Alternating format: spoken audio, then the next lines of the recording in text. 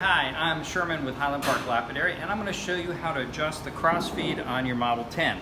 So one of the things you may run into is you see the two screws here and you're like, I can't get that screw off in order to take my vise off. Doesn't matter. You loosen up these first one here, and then the second one that's underneath that vise edge, just leave it there.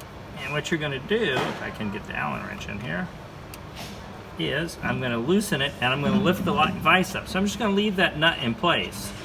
That flathead socket. And now what you'll see underneath here is you'll see the jam nuts. And the jam nut is what controls your cross feed tightness or looseness. So over time as you run your saw, you're going to get some looseness, and if you feel any movement back and forth, then you want to adjust these two nuts.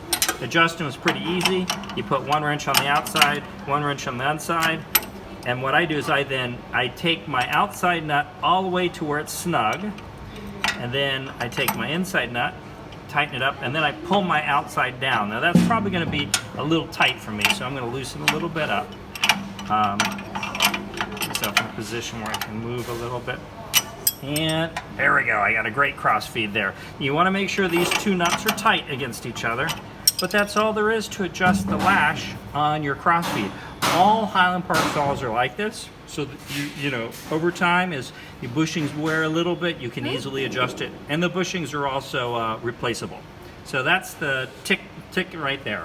Hey, thanks for watching today. If you like what you see, click the like button.